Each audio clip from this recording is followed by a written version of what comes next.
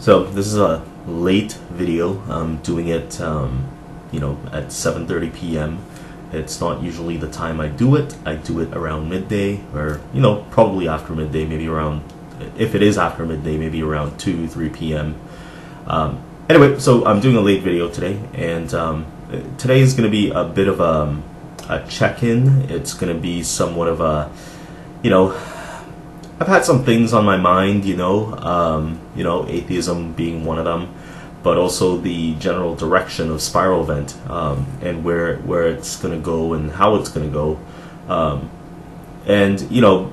I did make a promise to myself, really, that the launch date is going to be in 2017. So a lot of what I'm doing now is just sort of like feeling out where things are, and if people are interested in the topic, if it makes sense to do an atheist website, etc., etc. I can tell you right now, yes, it does make sense to do an atheist website. It's probably not something that I want sort of, infused in every aspect of my life. I don't want this sort of affecting anything else that I'm doing, like my work or the people I know. Obviously close friends and, maybe to some extent family kind of know that I'm into the whole atheist thing. So there's a theme running. They know that there's a like I said, it's part of my personal brand to be atheist. I think most, if not all, of my friends are atheists. It's just that they don't make that added effort to basically claim or stake claim to that atheist, atheist mindset, or the grounds of atheism, if there is such a thing. I generally like to argue that atheism is kind of free, open to everyone and anyone. Anyone can be an atheist. It's not some sort of secret club or some sort of, other religion, as so many people would love to have everybody else believe. It is not a religion. I understand that there's different permutations of atheism. I mean, there's basically atheist churches that are springing up all over the world. I know in England there's an atheist church. In the U.S. there are atheist churches. It's not something I agree with. It's not something I believe to be true of atheism, specifically speaking. It just seems to be a lot of people who feel disaffected and kind of need that sense of community that they felt they've somehow shed by not believing in God. So they still get together, they sing songs, yada yada yada, which is fine. It makes them happy. They're not breaking any laws or anything. So that's fine. I just personally disagree with having some sort of centralized and institutionalized atheism. That being said, I do listen a lot to atheist lectures, and I'm very mindful about what I'm listening to, as I'm sure most of you are, especially when it comes to anything turning into dogmatism or dogma. It's always something you have to kind of watch, as something you have to kind of just keep in mind as you're listening to these things, because I do think while at the same time atheism doesn't have to be one thing. I believe that you always want to be very critical, not just if you're an atheist, but I mean definitely atheism tends to invoke this idea of the rational thinking human being, which I like. And I don't think there's anything wrong with invoking that image as an atheist.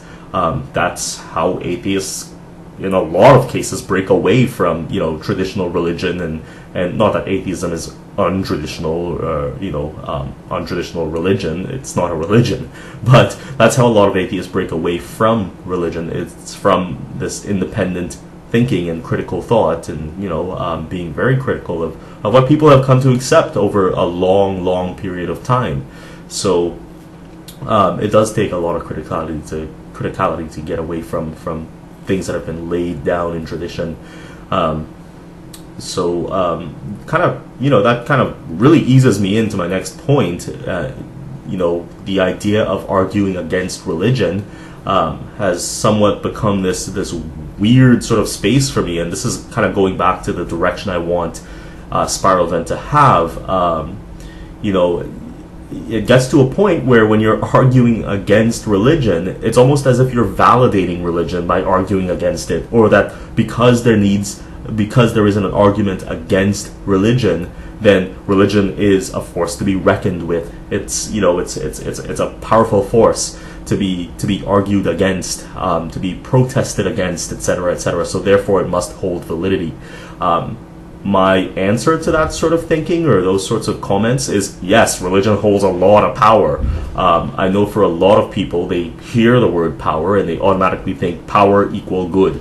So I mean, there's without doubt power nested in religion. I mean, that's why the papacy exists. That's why you have government subsidized buildings dedicated to religion. That's why they have droves of followers and people who support them financially and through their belief and through their daily lives. That's why teaming exists and why there are preachers in the United States that are worth $40 million. Like, I mean, yes, religion is a powerful thing. Atheism is not saying that religion isn't powerful or that it hasn't existed for however long it's existed. I know for a lot of Christians that's 6,000 years, but or less or more, 6 to 10,000 years. Anyway, besides the point, yes, of course, religion is very powerful. People use it as a form of power. There are a lot of believers and followers, etc., etc. So now that we've established that, when you, as an atheist, when you're arguing against religion, it's almost like, in some weird way, I don't know if anybody would understand what I'm saying because, I'm not extremely good at explaining things, but it's almost as if you put up a fight against religion, you're almost validating religion and giving it some sort of, stature as this force throughout the world that needs to be there, that needs to spread itself even more. And then there's the whole sort of like, you're arguing against something that's very good and morally sound and, so that effect does happen. It's kind of like the same thing happening with it, not with the same intensity, but it's sort of the same effect with ISIS. The way they want a backlash from their bombings and their terrorist activities. They want that backlash because it validates them more. But I mean, that type of thinking is, while valid to some extent, I noticed that the Toronto Star started calling ISIS Daesh. So I mean, that's taking away some of their power through renaming them, rebranding them to something that we have chosen for them, and taking away the whole Islamic State thing, which is not necessarily a good idea because it really, in the minds of people, separates the influence of Islamic teaching in Daesh. So I mean, there's definitely a religious component to ISIS that gets bolstered through atheist backlashes. It gives them some sort of validity, which is what they want, because they're a force to be reckoned with, like I said before, etc., etc. So going back to where Spiralvent is going, these types of effects kind of really distort what I'm trying to... My phone's going off, but I'm not going to answer it. These types of effects actually distort what atheism is and distort what the effect is of what I'm trying to do with Spiralvent. So it's stuff to think about. I do not like going on about terrorism on Spiralvent too much because I don't want it to turn into some sort of, military or militant sort of, showings off of any, like, I don't want it to turn into anything like that. One of the reasons I like atheistic thought is because it's extremely critical. It's like critical theory. And that's why I was attracted to atheism to begin with. There's a lot of sound reasoning that goes behind atheism, and of course that entails tackling religious issues and religious dogma throughout the world. I mean, that's what you can't spell theism without you can't spell atheism without theism, right? So I mean, that definitely comes into play. So these little tiny loops, that kind of happen and kind of catch you and kind of break you down in terms of keeping you very circular and self-referential in your thinking. is what will kind of destroy Spiralvent. Not that it's even created yet, but I mean, it is. I mean, it's a website that exists, so I mean, it's not completely out of the question that it's a website that exists. Anyway, so I need to kind of reassess where everything is going, how it's going, and really take a strong hold on the art direction. But that's going to be difficult because I am just so damn busy. So I really have to think about this. I like keeping it. I'm very transparent when it comes to the art direction. I don't try to hide anything. I mean, it's very artsy. It's kind of it's atheist. There's a bit of photography thrown in there. So I do love the ocean montage. Like I do like I do like the bigness it kind of tends to entail, except with these videos, you could only see I'm doing this from my bedroom. So it's, whatever bigness and corporate sort of feel that got thrown at you in the homepage, like it's quickly broken down once you see these videos, because I'm doing this from my bedroom. So, no secrets there. But I also do like that fact that I can play with that scale, or what could be called an artful scale, not so much scale in networking, scalability in terms of networking or audience reach or anything like that. So anyway, that's my video for today.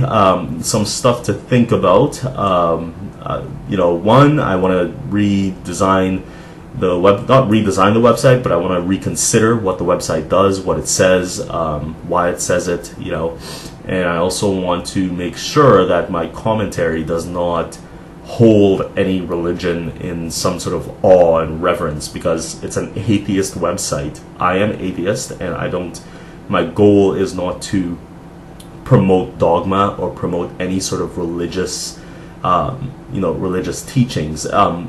There's healthy criticism, there's a healthy analysis that could be had of my atheism, but that obviously entails tackling religious issues. So it's unavoidable, but it's just a matter of steering things so that my message is much more direct and clear. Anyway, hope that kind of gives you an idea of where I'm going with Spiralvent. If it doesn't, then I'm in trouble and I need to really rethink this. So yeah, have a good one. Bye.